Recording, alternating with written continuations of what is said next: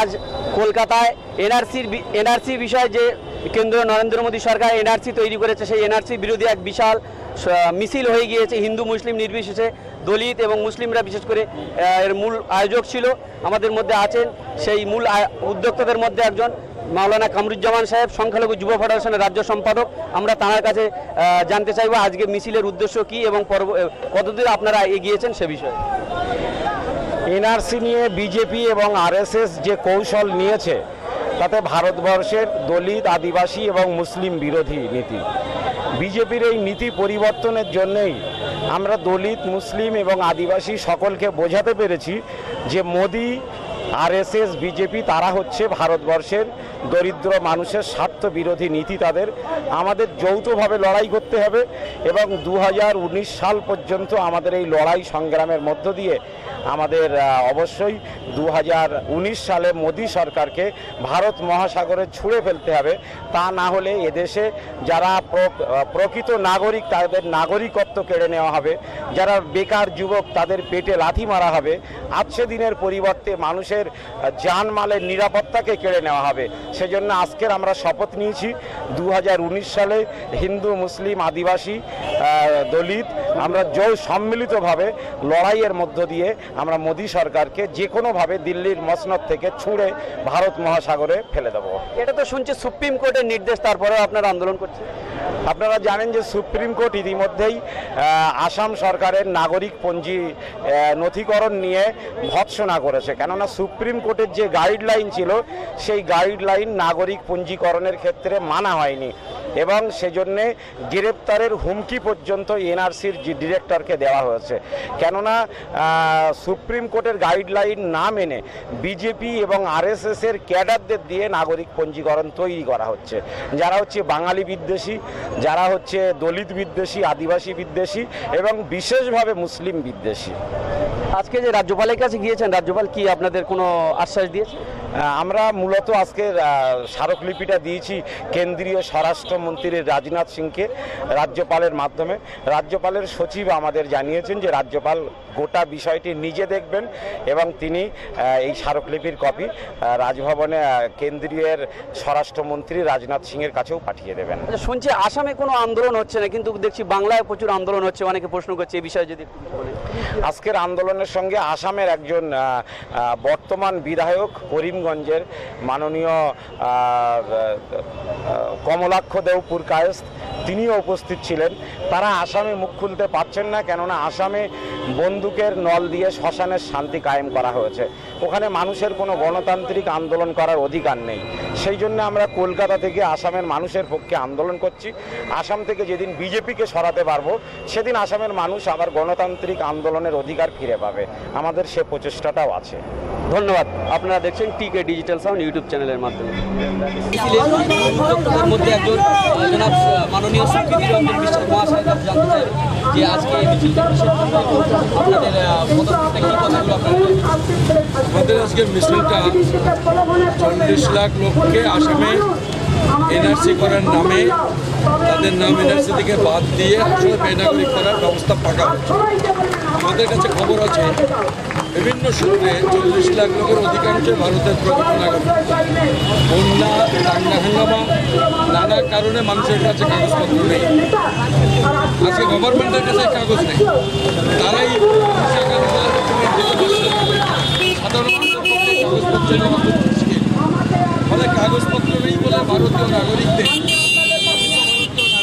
তারা বেনাগরিক করার আমরা এই প্রতিবাদ মিছিল করছি। আমরা চাই প্রত্যেকটা ভারতীয়র নাম যেন এনআরসি মুক্ত হয়। তাছাড়া আপনারা শুনেছেন 2016 সালে একটা বিল এনেছে বিজেপি।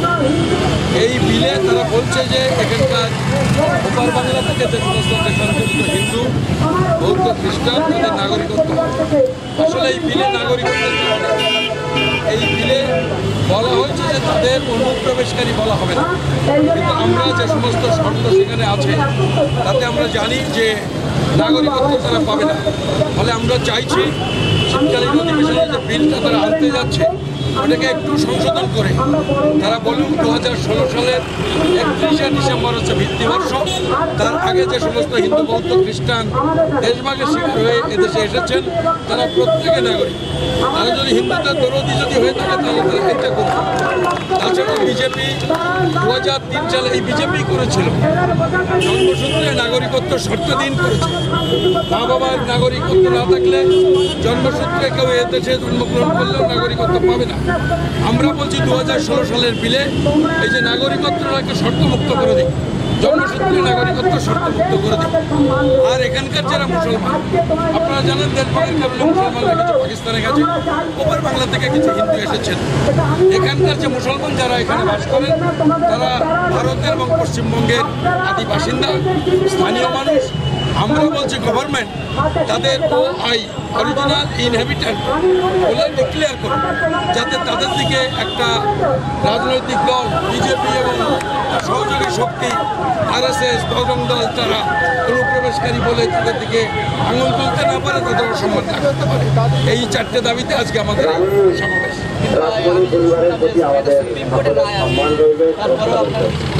সুপ্রিম কোর্টে কী রায় আছে? সুপ্রিম কোর্টে NRC নিয়ে 2003 সালে বিজেপি আইন করেছিল, তার 14A ধারাতে NRC করার কথা আছে। ন্যাশনালি সুপ্রিম কোর্ট আইনে যদি না থাকে, সংবিধানে যদি না থাকে, সুপ্রিম কোর্ট তো সে ডাইরেকশন দিতে পারে না। তারা বলেছে এইভাবে NRC হবে, কিন্তু সেই NRC করতে গিয়ে নানান রকমের প্রাদেশিকতা, নানান রকমের ধর্মীয় পক্ষপাতিত্ব এই সমস্ত হচ্ছে। ফলে একটা মানুষ যে ভারতীয় সে বেনাগরিক হয়ে যাবে, তার বিরুদ্ধে আন্দোলন হবে না, তাদেরকে ডেমোক্রেটিক কান্ট্রি। সুপ্রিম কোর্ট বলেনি যেখানে আন্দোলন করা যাবে না, আমরা তাই করছি। আমরা এটাতে সুপ্রিম কোর্টের অবমাননা করছে, বিষয়টা এরকম নয়।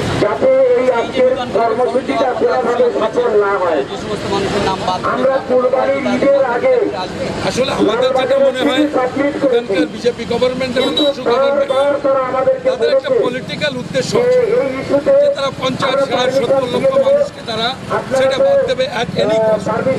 14 লক্ষে তারা খুশি না, যে কারণে আমাদের দেশের যে অ্যাক্ট আছে, অ্যাক্টের 17 নম্বর ধারায় বলেছে আমি নাম তোলার জন্য যদি ফলস কাগজ দিই তাহলে আমার শাস্তি হবে। আবার যার নাম উঠেছে তার নাম কাটার জন্য যদি কেউ ফলস অ্যাপ্লিকেশন করে অভিযোগ করে তাহলেও তার 5 বছর জেল এবং অথবা 50,000 টাকা জরিমানা। এইটা আছে আমাদের অ্যাক্টে, আমাদের আইনে। এখন এরা বলছে আলাও একজনের বিরুদ্ধে অভিযোগ করতে পারো, আইন লাগবে না, পানিশমেন্ট লাগবে না। এর মানে আসলে তারা যারা নাম উঠেছে তাদেরও নাম বাদ দিতে চায়। বলে এটা একটা চক্রান্ত। আমরা এই চক্রান্তের বিরোধী।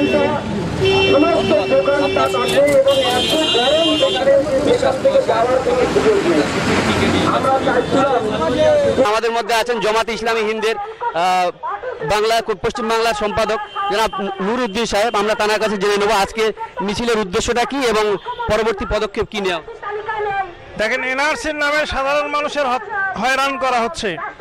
আমরা NRCর বিরুদ্ধে নই।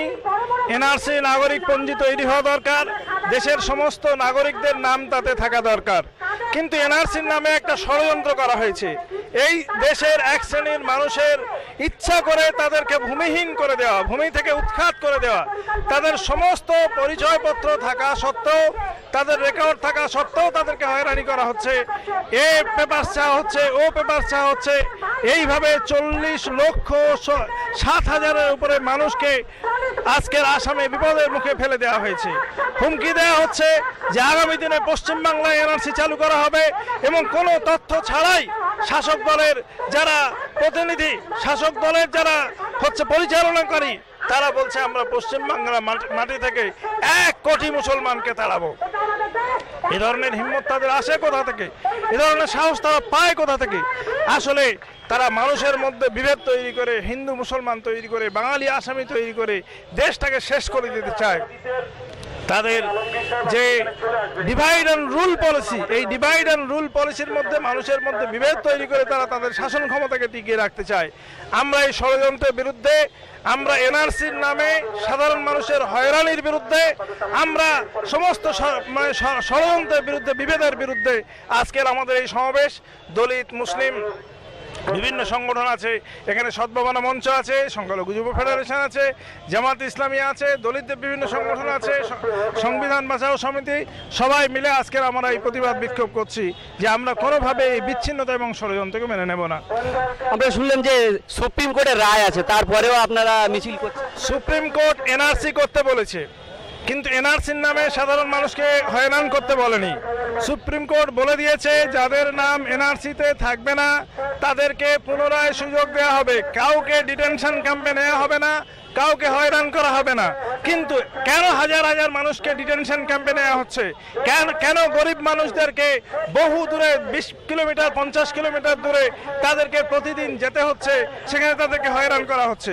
এবং যাদের নাম এনআরসি লিস্টে নাই তাদের সঙ্গে কেন বিমাতৃসুলভ আচরণ করা হচ্ছে? তারা তো দেশের মানুষ, তাদের ভোটার আইডি কার্ড আছে, তারা ভোট দিয়েছে, তাদের রেশন কার্ড আছে, তাদের সমস্ত কাগজপত্র আধার কার্ড আছে, তারপরেও একটা নতুন ফেউ জুড়ে দিয়েছে এনআরসি। আর এনআরসিতে নাম নেই বলে তাকে সিটিজেন হিসেবে মানা হচ্ছে না, এটা অন্যায়। সুপ্রিম কোর্টের হুকুম ভায়োলেট করছে ভারত সরকার, এর বিরুদ্ধে আমরা। কিন্তু আসামে শুনছি একটাও আন্দোলন কিছুই হচ্ছে না, কিন্তু পশ্চিমবাংলায় এত আন্দোলন কেন? আরে বাবা, এই তো একটা বোকার মতো কথা। আসামে এনআরসির লিস্ট প্রকাশ করার আগে সেখানে গোটা আসামকে মিলিটারির আন্ডারে দেওয়া হয়েছে, প্যারামিলিটারি ফোর্স লাগানো হয়েছে, কারফিউ জারি করে রাখা হয়েছে। আন্দোলন করার অবকাশ কোথায় সেখানে? আসামে যদি সেখানে মিলিটারি ফোর্স না দিত, আন্দোলন গোটা আসাম উত্তাল হয়ে যেত। সেই জন্য সেখানে আন্দোলন করতে পারছে না, উল্টায় পেটুয়া মিডিয়া প্রচার করছে সেখানে আন্দোলন হচ্ছে না। আপনারা করছেন কেন? আমরা বিভিন্ন বিদ্যজনের কাছে শুনলাম যে আসামে আমাদের এখানে কোনো আন্দোলন হচ্ছে না। ওখান থেকে মিলিটারি তুলে নিক আন্দোলন হয় কিনা দেখবেন। আগামী দিনে কি পশ্চিমবাংলা হবে বলে আপনি কি মনে করেন? পশ্চিমবঙ্গ এনআরসি পশ্চিমবঙ্গে কেন, গোটা ভারতবর্ষে হোক। ভারতবর্ষে যারা বৈধ নাগরিক আছে তাদের সকলের নাম লিস্টেড করা হোক, কিন্তু ভারতবর্ষের একজন নাগরিককে যেন হচ্ছে অনাগরিক হিসেবে ভারতবর্ষ থেকে বহিষ্কার করা না হয়, এটাই হচ্ছে আমাদের দাবি। মিথ্যা অজুহাত, নানা বাহানা তুলে তুমি নাগরিকদেরকে হয়রান করবে, এটা হতে দেওয়া যাবে না। ধন্যবাদ। আমরা শুনলাম জামায়াত ইসলামী হিন্দের রাজ্য সম্পাদক জনাব নুরউদ্দিন সাহেবের মুখ থেকে। আপনারা শুনছেন টিকে ডিজিটাল সাউন্ড ইউটিউব চ্যানেলের মাধ্যমে। সারা বাংলা সংখ্যালঘু যুব ফেডারেশনের রাজ্যের সহ সভাপতি এবং দক্ষিণ চব্বিশ পরগনা জেলার সম্পাদক জনাব গোলাম মুর্তজা সাহেব আছেন। তার কাছ থেকে আমরা আজকে এনআরসি বিরোধী কলকাতায় যে মিছিল হচ্ছে এই মিছিলের ব্যাপারে কিছু বিস্তারিত শুনব। ধন্যবাদ। আমরা যেখানে জমায়েত হয়েছি, সবচেয়ে দুর্ভাগ্যের বিষয় যে সারা পৃথিবীর একটা দৃষ্টান্ত সৃষ্টি করেছে আসাম। প্রায় 41,40,77,737, প্রায় 41 লক্ষ তারা আদি অকৃত্রিম ভারতবাসী, আসামি ও বাঙালি হিন্দু, তাদেরকে হিন্দু মুসলিম সবাইকে আজকের নিজ দেশে পরবাসী হতে হলো এনআরসি নামক একটা জগদ্দল পাথরের মাধ্যমে। আমরা সুপ্রিম কোর্ট অবমান করতে চাই না, আমরা এনআরসির বিরুদ্ধে বলছি না, কিন্তু এনআরসির প্রপার ইউটিলাইজেশন হয়নি। এনআরসির অপপ্রয়োগের অপকৌশলের মাধ্যমে এত লক্ষ লক্ষ লোক ঋণ হলো, তার আমরা মানবিক কারণে প্রতিবাদ করতে গেলাম। আমাদের আগে বলা হয়নি যে ওখানে আজকে প্রতিবাদ করতে পারবো না। আজকে 10:30 সময় বলা হচ্ছে, কারফিউ জারি করা হলো আসাম ভবনের সামনে। আমাদের নেতা নেত্রীরা আমরা সেখান থেকে ফিরে এসে বাধ্য হয়েছি আমরা ওয়াই চ্যানেলে মিটিং করতে। এর মধ্যে দুর্ভাগ্য বিষয় না, আমরা মানবিক কারণে প্রতিবাদ করতে পারবো না, মিটিং মিছিল করতে পারবো না, আমাদের যেটা অন্যায় হচ্ছে সে অন্যায়ের বিরুদ্ধে প্রতিবাদ করতে পারবো না। আমাদের কণ্ঠকে রোধ করা হবে, অপপ্রয়োগের মাধ্যমে স্বদেশীকে বিদেশি বানানো হবে। আজকের প্যালেস্টাইনের মতো উন্নত কারাগারে তারা বসবাস করছে, আর রোহিঙ্গা 16 লক্ষ মানুষ যারা বিপদগামী, কিন্তু 40 লক্ষ লোক যাবে কোথায়? আমরা যে কোনো প্রকারে এই হিন্দু মুসলিম ঐক্যভাবে আন্দোলনের মাধ্যমে একটিও ভারতবাসী যাতে বিদেশি বলে চিহ্নিত না হয়, তারা দেশে পরবাসী না থাকে, তার বিরুদ্ধে আজ যেমন আন্দোলন করছি, পরবর্তীতে আরো বৃহত্তর আন্দোলন করব, এটা আমরা আজকে জানিয়ে দিলাম। আমাদের প্রতিনিধি দল রাজভবনে গিয়েছে মাননীয় গভর্নরকে রিভিশন দিতে, তিনি এসে পরবর্তী পদক্ষেপ ঘোষণা করবেন, সেটা আমরা সফলকাম করব, এই বলে আমি বক্তব্য। আমাদের মধ্যে আছেন দক্ষিণ চব্বিশ পরগনা জেলা সহ সম্পাদক জনাব গোলাম রহমান সাহেব, তার কাছ থেকে কিছু।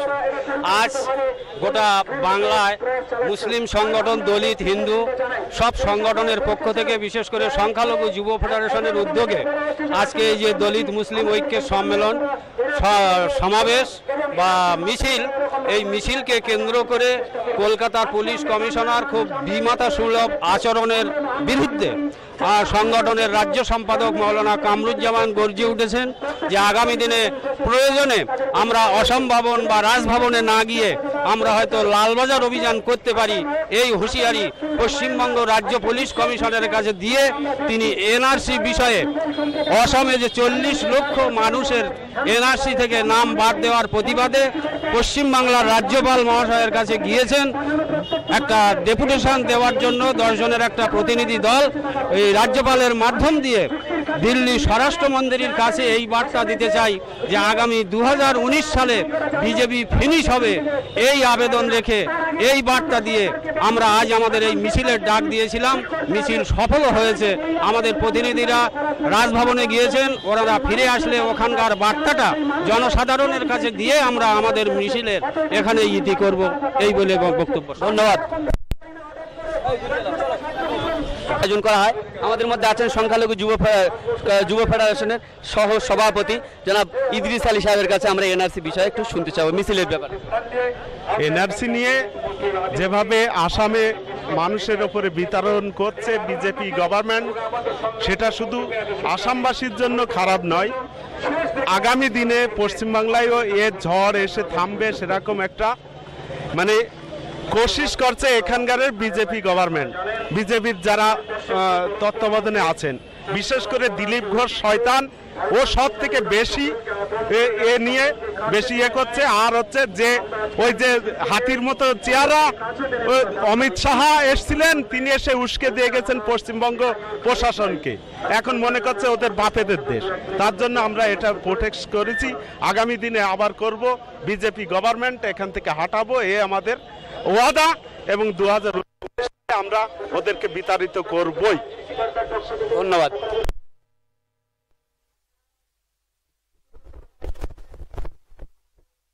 हटाने के लिए मुस्लिम आदिवासी सब लोग मिलके काम करना पड़ेगा। इसके लिए हम लोग भी इसका साथ है इंशाअल्लाह। एल.के. आडवाणी तो बीजेपी का लीडर है, तो वो तो कहाँ पाकिस्तान में चल जाएगा। वो लाजिम, ये कानून सबको एक ही है, इंडिया का कानून सबको एक ही है। ये नेशनलिटी किसको किसको देने का है, सबको देना पड़ेगा। एल.के. आडवाणी का इंडिया का नेशनलिटी है, इंडिया का आधार कार्ड है, इंडिया का आइडेंटिटी कार्ड है, इंडिया का पासपोर्ट है। तो आसाम में कौन कौन पैदा हुआ वो लोग को भी ऐसा आइडेंटिटी कार्ड, पासपोर्ट सब कुछ देना पड़ेगा। इंडिया में कानून ऐसा है ना, एक ही कानून है सबको। ये इंडिया का पौरन कौन कौन सिटीजन होता है वो लोगों को सब एक ही कानून होता है। वो कानून से इधर आसाम से आदमी को भेजने का है, बंगाल से आदमी को बांग्लादेश में भेजने का है, तो लाजिम एल.के. आडवाणी को पाकिस्तान में भेजना पड़ेगा। ये है कानून, ये है कानून, ये है इंडिया का कानून, ऐसा कानून इधर चलता है। Thank you.